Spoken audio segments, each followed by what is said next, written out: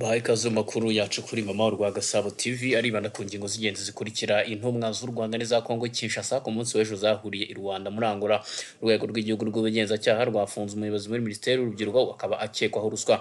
Abavandimwe babiri baguye mu bwiherero barapfa mu karere ka Nyamasheke mu mahanga. General Muhozi Kaineru Rugaba yagizwe umugaba w'ingabo za UPDF. Imirwano M23 na coalition ya Fardc ikomeje guca ibintu muri Masisi. Twafite amakuru agendanye n'isoko ry'ivunjisha. Nitwa Shadadi Habimana mukanya n'amakuru ku buryo burambuye.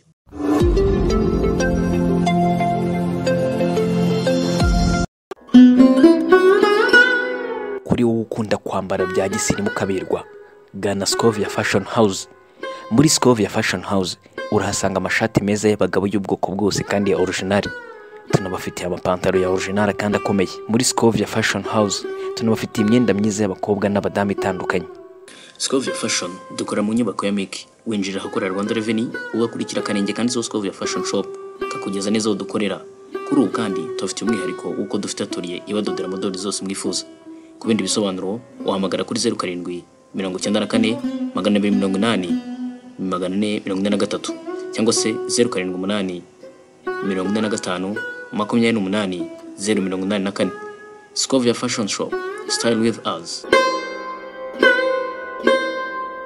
Kanongere mbaha ikaze muri ayo makuru yacu kuri mama wa Gasabo TV. N'amakuru ngiye guhera kuri iyi nkuru aho intumwa z'u Rwanda ziyobowe na Minisitiri w'Ububanyi n'Amahanga Dr Vincent Biruta ndetse n'iza Repubulika ya Demokarasi ya Kongo ziyobowe na Minisitiri w'Ububanyi n'Amahanga Christophe Lutundura zahuriye i Rwanda muri Angola higwa ku bibazo by'umutekano muke mu burasirazuba bw'icyo gihugu. Inama yahuje impande zombi yabaye ku munsi w'ejo nk'uko inyandiko ya Minisiteri y'Ububanyi n'Amahanga ya Angola yabishyize kuri X ibisobanura.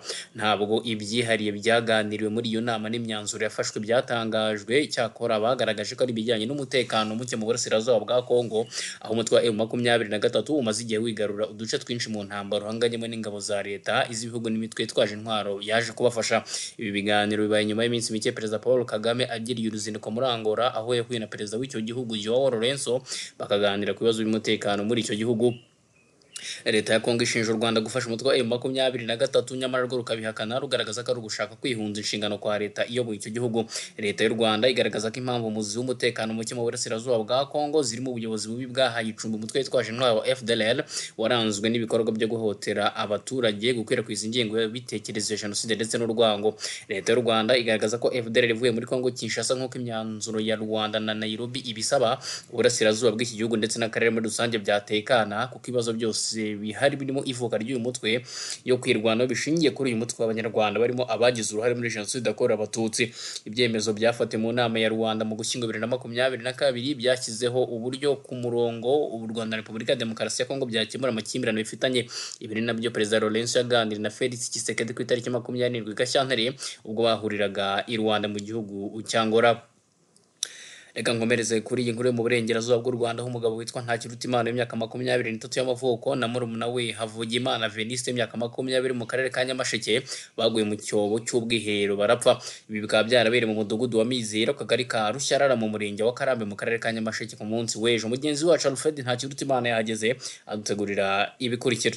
Abitabye Imana ni Ntakirutimana Modeste w'imyaka 23 y'amavuko na murumuna witwa Havugimana Venuste w'imyaka 20 y'amavuko bakoraga mu ruganda rw'icyayi rwa Hagati company. Abo bose bari batuye mu mudugudu wa Mizero akagari ka Rushyarara ni mu murenge wa Karambe wo mu karere ka Nyamasheke. Ibi byago by'inkubirane byabaye ku mugoroba wo kuri uyu wa kane tariki ya 21 Werurwe uyu mwaka wa 2024. Amakuru akaba avuga ko inkomoko y'urupfu rw'aba bombi rwaturutse ku ikofi yahubutse mu mufuka wa Ntakirutimana Modeste maze ikagwa mu musarani, nuko ngamanuka agiye kuyiramira ahita herayo.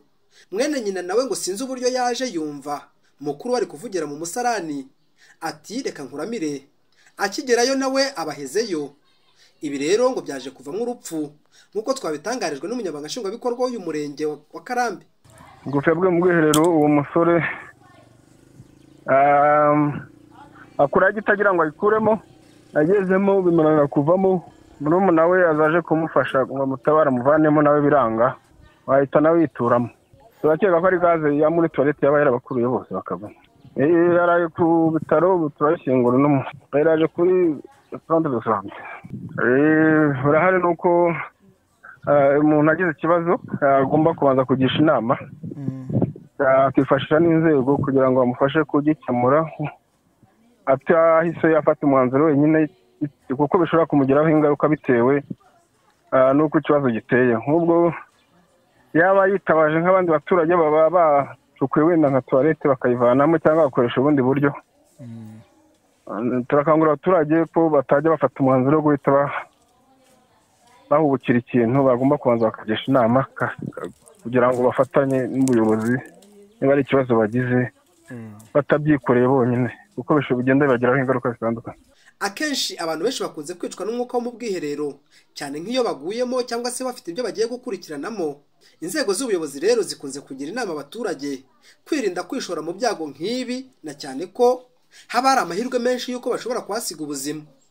Ntakirutimana Alfred, mu Rwagasabo mu karere ka Nyamasheke. Reka nkomereze kuri iyi nkuru aho urwego rw'igihugu rw'ubugenzacyaha RIB rwatangaje ko rwataye muri yombi Niyigena Patrick, uyu ni umukozi ushinzwe guhanga udushya mu bucuruzi no guteza imbere impano muri Minisiteri y'Urubyiruko. Uyu akaba akekwaho kwaka no kwakira ruswa. RIB ivuga ko yakiriye amafaranga ya bamwe mu bitabiriye irushanwa rya Youth Connect Award 2024 abizeza ko bazaba ku rutonde rw'abatsinze. Ntabwo hatangajwe ingano y'amafaranga yaba yaratse cyangwa se yarakiriye. Urwego rw'ubugenzacyaha ruvuga ko afungiye kuri sitasiyo ya Nyarugenge mu gihe iperereza rikomeje, hanategurwa dosiye kugira ngo ishyikirizwe ubushinjacyaha. RIB yashimiye abakomeje gutanga amakuru ku cyaha cya ruswa, inibutsa ko bakwiriye ndetse kujya batanga amakuru ku gihe kuko icyo cyaha kigira ingaruka ziremereye ku iterambere ry'igihugu. Reka amakuru avuga mu Rwanda yasoreze kuri iyi nkuru ku wa kane mu rukiko rw'ibanze i Rubavu. Ubushinjacyaha bwaretse Nsabimana Ildefonse Elias Ntibiramfasha kugira uruhare mu rupfu rw'uwitwa Ndabarinze Faustin. Bamwe nabo mu muryango we harimo umugore we n'umwana wabo bakaba ari abo mu muryango wa Uwacu Julienne. Uyu yabaye minisitiri wa siporo mu Rwanda, ubu akaba ari umuyobozi ushinzwe itorero no guteza imbere umuco muri Minisiteri y'Ubumwe bw'Abanyarwanda n'inshingano mboneragihugu Minubumwe. Mugenzi wacu Eulade Mahirwe yageze ku rukiko adutegurira ibikurikira. Kuri uyu wa kane ku itariki ya 21 Werurwe 2024 mu rukiko rw'ibanze Rubavu, ubushinjacyaha bwareze Sabimana Ildefonse Elias Ntabarifasha kugira uruhare mu rupfu rw'uwitwaga Ndabarinze Faustin hamwe n'abo mu muryango we harimo umugore we n'umwana wabo. Aba akaba ari abo mu muryango w'Uwacu Julienne wabaye minisitiri wa siporo mu Rwanda, ubu akaba ari umuyobozi ushinzwe itorero no guteza imbere umuco muri Minisiteri y'Ubumwe bw'Abanyarwanda n'inshingano mboneragihugu. Ubushinjacyaha bwavuze ko Ntabarifasha yarayoboye igitero cy'abasirikare bagiye mu rugo rwo kwa Ndabarinze Faustin, hanyuma bakica Ndabarinze bakabona n'uwari umugore wahigwaga aho yari yishe, bakamwereka umurambo wari umugabo we wari uri nyuma yo kumwica nawe. Mbere nawe yo kugenda bamukubita bakaza kumwica bamukubisa umwase mu mutwe, nyuma bakica n'umwana wabo. Umurambo bakawegeka hejuru y'uyu wari umubyeyi we. Umushinjacyaha yavuze ko na mbere yo kumwica bamworosoyeho igitenge ngo barebe ukuntu. Ahangaha harimo gushinyagura. Nyuma yo kunanirwa gukwira mu mwobo ngo bari bagiye kumushyiramo, ubushinjacyaha kandi bwagarutse ku mutangabuhamya wiswe X. Uyu mutangabuhamya yashinje Sabimana Ildefonse Elias Ntabarifasha kugira uruhare mu gitero cyagiye kwica kwa Ndabarinze wari burugumesitiri icyo gihe. Uyu ushinjwa yabihakanye, yavuze ko yagiye kwa Ndabarinze agiye kumuburira gusa. Umushinjacyaha we yavuze ko yakaba yavuga ko yaragiye kubahungisha aho kuvuga ko yaragiye kubaburira. Uwunganira mu mategeko uyu nguyu urerwa we yavuze ko yunganira yaje yirukaje kuburira Ndabarinze Faustin kandi ko yabikoze, hanyuma uyu wahigwaga yanze guhunga. Akimara kuhava Ndabarinze ngo bahise baza kumwica uyu nguyu. Umwunganira kandi yibaje ukuntu Sabimana utari umusirikare yayoboye abasirikare mu gitero akabona ibyo atari byo, ndetse anabigaragazaho impungenge. Yasabye urukiko gushishoza avuga ko kuba yarageze kwa Ndabarinze atari wayoboye igitero. Yavuze ko kuhagera agiye kuburira umuntu bitandukanye no kuyobora igitero. Umwunganira kandi yavuze ko uwo yunganira nta ruhara afite muri ubwo bwicanyi kandi ko anashingira ku nkiko gacaca zamugize umwere. Uyu uregwa yasabye kugira icyo yongeraho, yavuze ko nta bugome yavukanye kandi byashinjwa n'ubushinjacyaha ari ukumubeshyera. Gusa wari uyoboye uyoboye iburanisha yavuze ko nta kibiyongeyeho bifasha urukiko ko aho nta yandi makuru mashya babona yongeyeho ngo kuba avuga ko atavukanye ubugome bitavuze ko nyuma atabugira. Ubushinjacyaha bwasabiye Sabimana Ildefonse Elias ntabarifasha ko nahamwa nibashinjwa yazahanishwa igihano cy'igifungo cya burundu, hanyuma abagizweho ingaruka nibashinjwa bakaregera indishyi. Umwanzuro w'urukiko kuri runo rubanza ukazasomwa ku itariki 18 Mata 2024. Mahirwe Elad. Ndamushimiye cyane Ulade Mahirwe kuri iyi nkuru. Reka mbere ko nerekeza amakuru avugwa hanze y'u Rwanda mbase mukurikira ubutumwa abagamaza. Ibyo kurya bitekeshe sostomate ya sawa bibari sawa kabisa. Sostomate ya sawa iratubuka igatuma ibyo kurya biryoha. Iyi sostomate y'umwimerere w'inyanya 100% iraboneka mu Rwanda hose kandi ku giciro gihiga izindi zose ku buryohe budasanzwe. Yibarize muri boutique kwegereye no muri supermarket. Kubifuza kwirangura wahamagara kuri 07 88 86 62 16. Sostomate ya sawa ni sawa kabisa. Muryango unezerewe bisaba guhitamo neza. Gusa mu gihe utsikiye ugakosa siryo herezo rya byose. Nubwo bisa nkaho biguteye guhangayika, twe tugusaba gutuza ugatekereza gato maze ugahitamo Kilan Spring Mattress. Matora ya rasoro, amahitamo y'abifuza kubana karamata. Kilan, so durable, so healthy, so affordable. Iterambere ridasanzwe, inyubako zidasanzwe usanga mu mujyi wa Kigali. Kuzirebera inyuma byo bwabyo biteye ubwuzu, bigutera amatsiko yo kwinjira imbere. Ubu bwiza bw'izi nyubako buturuka ku bigo bicuruza ibikoresho by'ubwubatsi, ibikoreshwa ku mashanyarazi n'ibikoreshwa ku mazi. Ikaze nkwinjize muri Kenkayiri Evidence Company Limited. Aha ni uzasanga ibikoresho bikoreshwa mu bwubatsi bigezweho kandi biramba biri ku giciro gito. Ibikoresho birimo nka sekanyora zikoreshwa ku bipango mu rwego rwo kurinda umutekano. Kuri mwebwe kandi mwifuza turoyi z'umucanga n'ahandi uzazibariza uretse muri Kenkayiri Evidence Company Limited. Kubifuza imashini zikoreshwa mu bwubatsi mu gutera umucanga cyangwa karabasasu uzazisanga muri Kenkayiri Evidence Company Limited. Ni naho kandi uzasanga roofing z'ubwoko bwose kandi ku giciro gito. Kuri mwebwe mwifuza kurwanya imedite ku mazu tubafitiye powder z'ubwoko bwose uzakoresha ku nzu yawe kugira ngo uhangane n'ikibazo cya imedite. Kuri mwebwe kandi mwifuza kubaka dushe zigezweho za kijyambere tubafitiye ibikoresho bikoreshwa mu kubaka dushe birimo showers, lavabo ndetse n'ibindi. Wibuke gukoresha rangete z'ubwoko bwose butandukanye ndetse n'amabara atandukanye. Irangete ziva muri Kenkayiri Evidence Company Limited. Ubwiza bw'inyubako bugaragara no ku marangi uzayisiga. Amarangi agezweho mu gusiga inzugi, mu gusiga amadirishya ndetse n'ahandi. Bafite amarangi yo mu bwoko bwa Fast Dry, Autoguard ndetse n'amarangi ya Gloss. Sayo gusa tubafitiye kuko tubafitiye amarangi ushobora gukoresha hanze ndetse n'amarangi ushobora gukoresha mu nzu imbere. Amarangi arimo Silica, Weatherguard, Wallmaster, Baguette na toilette za kijyambere, wese atrike, wese melano. Ninde wigeze kugira inyubako nziza yubatse mu buryo bugezweho ntiyifuze gushyiramo ibikoresho by'amashanyarazi bigezweho? Niyo mpamvu Kenkayiri Evidence Company Limited yabazaniye igisubizo ku bikoresho bikoreshwa ku mashanyarazi. Ibikoresho birimo Kimingi, Kime na Vico. Si bigusa kandi kuko tubafitiye switch box ndetse n'insinga zikora umuriro ku mapoto. Kandi wifuza insinga zikoreshwa muri installation, igisubizo ni Kenkayiri Evidence Company Limited. Ibi byose bikagendana n'amatara agezweho, spotlight, panlight, saving lamp. Tubafitiye kandi amatiyo akoreshwa ku mashanyarazi, amatiyo akomeye aramba kandi ari ku giciro gito. Amatiyo ya pen 6, amatiyo ya pen 4 ndetse n'amatiyo ya HDP. Reka dutekereze ko inyubako yawe yubatse mu buryo bugezweho, ariko ntuzibagirwe gukoresha ibikoresho by'amazi kuri muri Kenkayiri Evidence Company Limited kuko tugufite accessories zose zikoreshwa ku mazi. Ni nako kandi mwebwe mwifuza imigozi y'ibiro 2, imigozi ikoreshwa ku buhinzi ndetse n'ahandi hatandukanye uzayisanga muri Kenkayiri Evidence Company Limited. Buri muntu wese wumvise ibyiza nk'ibi yibaza uburyo yabona izi service kuko Kenkayiri Evidence Company Limited ikorera Nyabugogo. Uvuye muri gare ya Nyabugogo muri metero 150 ku nyubako ya Hope Guest House.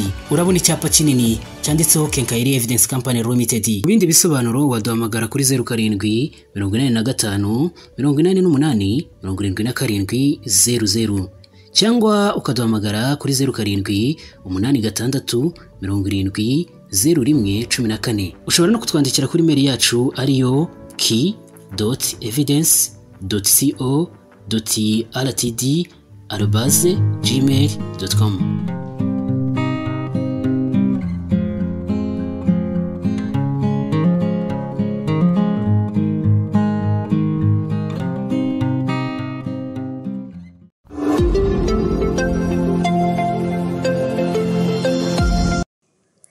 Amakuru avugwa hanze y'u Rwanda reka nyaheri mu gihugu cya Uganda, perezida w'icyo gihugu akaba n'umugaba w'ikirenga w'ingabo za Uganda yagize umuhungu we General Muhozi Kainerugaba, umugaba mukuru w'ingabo z'icyo gihugu UPDF. General Muhozi wari usanzwe ari umujyanama mukuru wa Museveni ku bikorwa byihariye yasimbuye kuri ziriya nshingano General Wilson Mbasumbadi wagizwe umunyamabanga wa leta ushinzwe ubucuruzi, inganda ndetse n'amakoperative mu bijyanye n'ubucuruzi.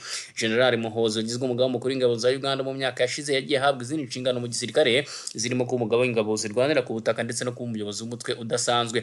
Perezida Museveni mu mpinduka yakoze kandi yagize Lieutenant General Sam Odikingi umugaba mukuru w'ingabo wungirije, asimbuye kuri uwo mwanya Lieutenant General Peter Elweru. Ni mu gihe Major General Jack Agonza Bakasumba ari umugaba w'ingabo zirwanira ku butaka yagizwe umuhuzabikorwa w'inzego zishinzwe umutekano, asimbuye kuri izo nshingano Major General Leopold Cyanda ugomba kugirwa defense attaché mu gihugu kitaramenyekana.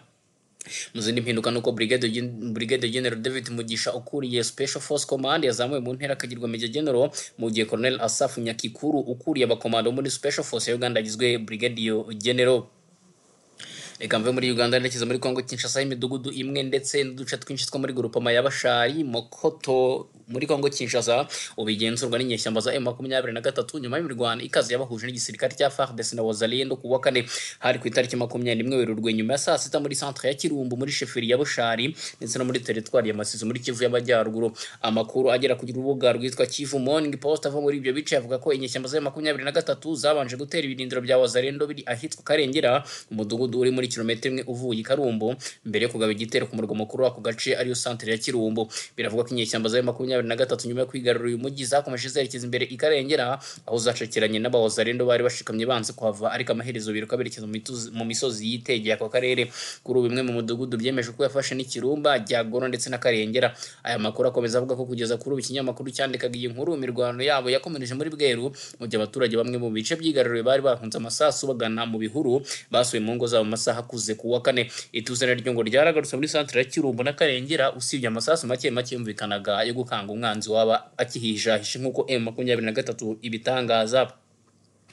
Nyiri muri icyo gihugu kandi makuru avugwa mu mirwano, umuvugizi w'izi nyeshyamba yitwa Lawrence Kanyuka yatangaje ko guhera saa 8:45 zo kuri uyu wa gatanu umutwe wa M23 uri guhangana bikomeye n'ihuriro ry'ingabo za leta ya Kongo Kinshasa mu bice bya Masisi ndetse na Mushaki, aho igisirikare cya Kongo gikomeje kuhagaba ibitero kinatera abaturage nk'uko uyu mugabo uvugira M23 bivuga.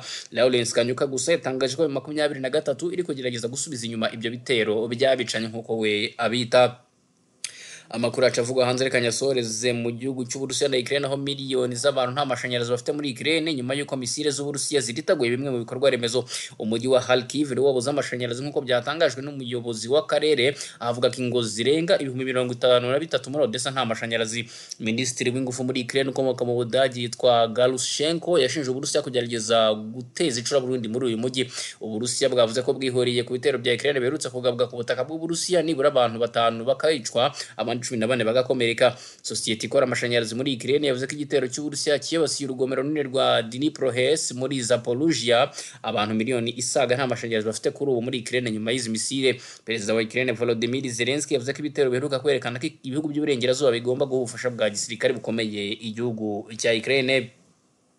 Kansoreza amakuru yacu makuru agendanye n'isoko ry'ivunjisha ndetse no kwifaranga ry'u Rwanda rihagaze ugeneje n'amafaranga y'amahanga kuri uyu munsi wa tariki 22 ukwezi kwa gatatu 2024 banki nkuru y'igihugu Beneri iratangaza ko idolari ry'abanyamerika riri kugura amanyarwanda 1276 n'ibice bitatu rikagurishwa 1301 n'ibice 8. Iyero rikoreshwa ku mugabane w'Uburayi riragura 1382 n'ibice 9 rikagurishwa 1410 n'amafaranga 5 y'u Rwanda. Ipound yo mu gihugu cy'Ubwongereza ragura 1616 n'ibice bitandatu rikagurishwa 1645 n'ibice 9. Ifaranga ry'Abasuwisi ragura 1419 rikagurishwa 1448 n'igice kimwe. Idolari ryo muri Canada ragura 941 n'ibice 4 rikagurishwa 960 n'ibice 2. Shilingi ryo muri Kenya ragura 9 n'ibice bitandatu rikagurishwa 9 n'ibice 8. Shilingi ryo mu gihugu cya Tanzania ragura 0.49 rikagurishwa 0.50. Mu gishilingi ryo mu gihugu cya Uganda rigura 0.32 rikagurishwa 0.33. Mu gihe ifaranga ry'u Burundi rigura 0.44 rikagurishwa 0.45. Irandi rikoreshwa muri Afrika y'Epfo rikagura 67 n'ibice bitatu rikagurishwa 68 n'ibice 7. Nukuri aya makuru nsoreje amakuru yacu kuri mama wa Gasabo TV. Nitwa Shadadi Habimana, mukomeze kugira ibihe byiza murakurikira ibiganiro byacu.